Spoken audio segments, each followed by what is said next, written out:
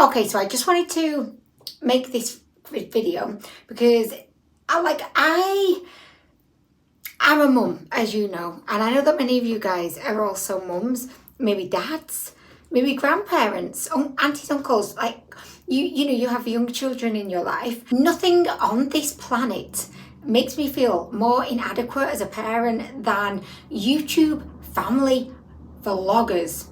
They can feck right off. I'm talking about, well, I don't want to name names because that's not what I want to do. They're not inherently nefarious. Like, they're not bad. They're not bad people. Although I completely disagree with, in a way, like pimping out your children, because let's face it, there's a lot of people that do watch the channel because of the children, because then you get kids watching the channel. And if everybody's kids are similar to my kids, which they're probably not, but if they are, my kids don't skip ads. They don't skip ads. They just sit there, let the ads run. I'm just watching thinking, I mean, these vloggers make so much money because the kids don't skip the ads. They make so much money. But anyway, that's beside the point, right? Beside the point. I just don't agree with kids being pimped out on YouTube. I don't. And I know I've had my kids on my channel before, but I will always ask my children, are you happy to be filmed? You know, I'll always ask them, because Andreas loves being filmed. He loves it. In fact, whenever I'm filming, he will make it a point to pop in at least 5 times. Alex is up and down. Sometimes like, yes, he loves it. Other times like, no, he does not want anything to do with it. And I respect it all, okay? I just think it's completely wrong to be like having a camera in front of your kid's face all day. Are you really present in the moment when you're trying to capture a good angle, or you missed something, so then you maybe have to like, redo it again? Because I know that the few times where I've tried to like film like a vlog, say if we're going on a day out, or just like a general like day in my life vlog, unless you've literally got like a camera on you at all times filming, I just feel like it's impossible to like get anything good unless you're always there with the camera in your kid's face, or you're really trying to like manufacture scenes. And then you're not present in the moment, which is why I never really like enjoyed it, because it felt like you're always looking for the moment. But with kids, there's never like the moment, because everything's spontaneous. So it's like you're always looking for something, and you're not fully present and engaged in spending time with your children, because you're behind a camera. It's just, you're not really there. Anyway, that's beside the point, right? So family vloggers. So my boys, they've got a few different not few, there's just like 2 like main families. I've managed to stop them watching Ryan's World, because that just, I couldn't. And then there's another one, Titus. Oh, here's me saying I wasn't going to mention names. Well, here I go. Here's the list, the shit list. Nothing inherently like do I dislike about these people. I think they're fine. But, oh my gosh, right? It makes me feel so inadequate, because obviously these family vloggers, they do amass so many views, right? They get really great views. They've got loads of subscribers.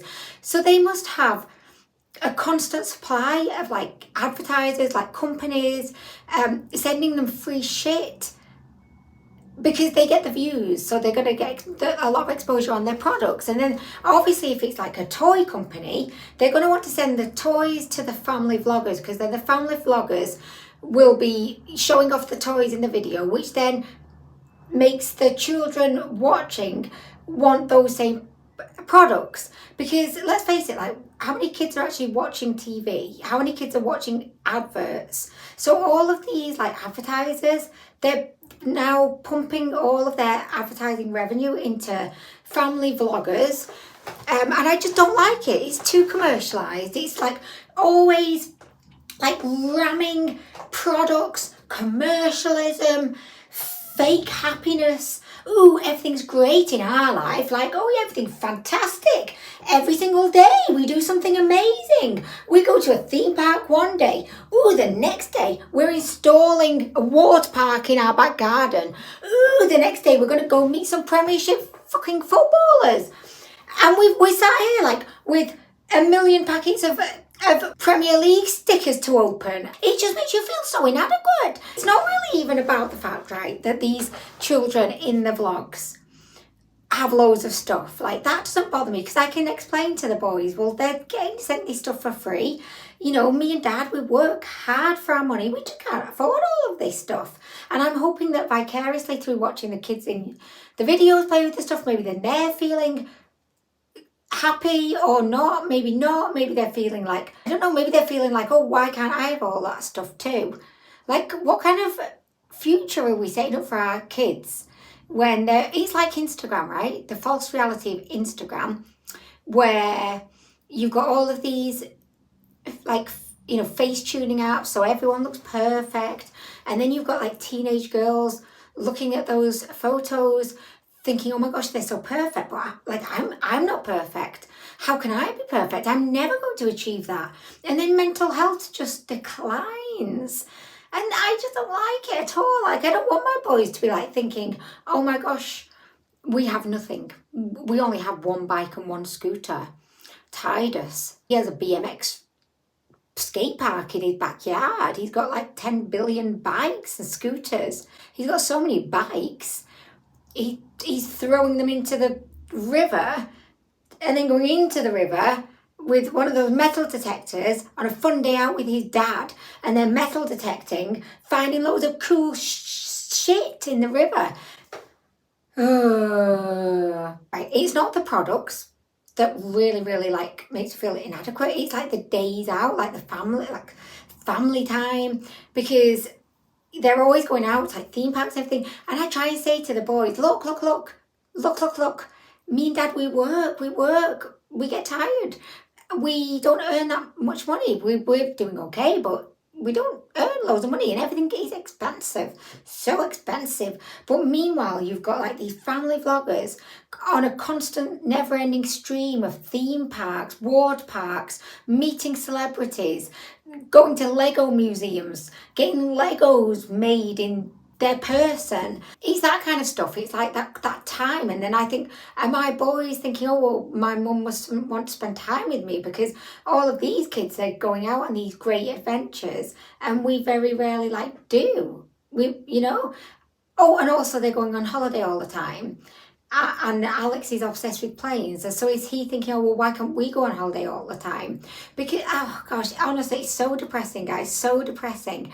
And I know there's a simple solution to this, which is just don't let them watch these channels. But the problem is, I don't mind them watching YouTube, okay? The kids, you know, kind of monitored YouTube. But I just wish that YouTube put an option in there that to say, as a parent, if you do not want your kids to watch this channel, you could just like veto it. There should be a veto option. The same with Netflix. Netflix needs a veto option, and nothing really makes me yearn more for a veto option than Ryan's World. Ryan's fucking World. Like, what kind of bullshit is that? He's even got his own toy range out now. It's all bullshit. Oh my gosh. I just don't think he's sending good vibes to our children at all. We need a veto button. YouTube, I know no one's listening, but can we have a veto button, please, where parents could just say, nope, not today, not never, not ever, never happening, no. There'd probably be no channels left for my kids to watch, but there was just as an example, so my Alex really wanted to have like a ride-on vehicle, you know, one of these like motorized, like ride-on like police cars or whatever. He really wanted one. And then you've got like this family vlogger kid who doesn't just have one. No, he doesn't. No, he has a fleet of electric motorized miniature supercars. And I'm just thinking, oh my gosh, that's Alex's dream. But then I think, well, you know, when I'm kind of watching, or like I don't really watch them much anymore, but like makeup videos, I suppose like by me watching, you know, when actually, no, it did do my head in. You know when you had like the major like PR hauls, like Laura Lee would do them a lot, Tati would do them a lot, and it would basically just be like there'd be boxes and boxes as far as the eye could see behind them.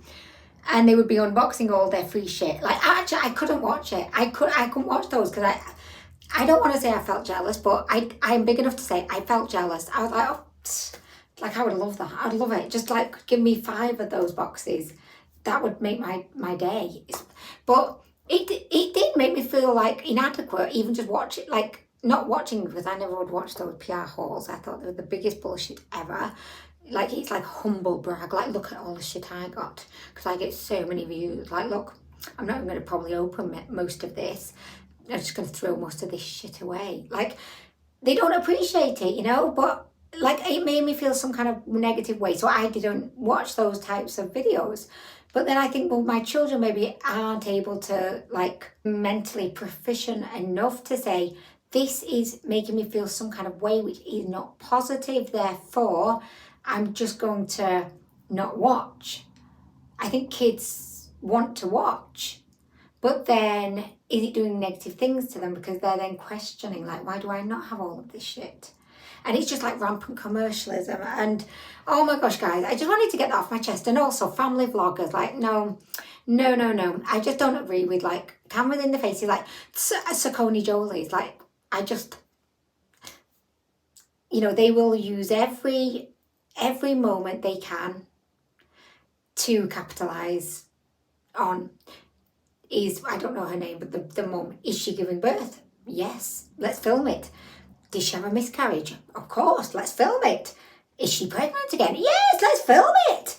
Let's film the, oh, I'm pregnant surprise again after the 4th child. Like, it's just, you've got to wonder, like, would they have had that many kids if they didn't have a YouTube channel? I don't know. I just don't think it's right to rely on your kids to make your living. And also, how can those young kids actually consent? Even if they say, yeah.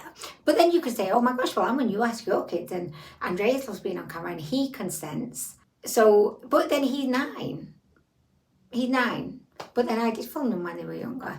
So maybe I'll just delete those videos, because actually, yeah, when they were younger, maybe they couldn't consent. So I'm probably just going to delete those videos now. Anyway, guys, yeah, I just had to get that off my chest. I just think family vloggers are doing more harm than good. The impact that they have on parents of the children watching their videos, you know, it's just so, like, it just makes me feel so inadequate. And then, yeah, I think if YouTube could come up with that veto button, then that would be wonderful.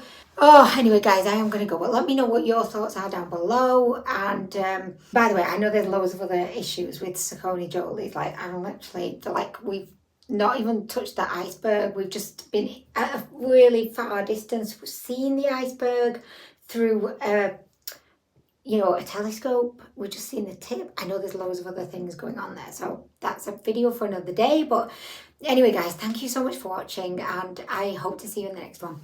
Bye.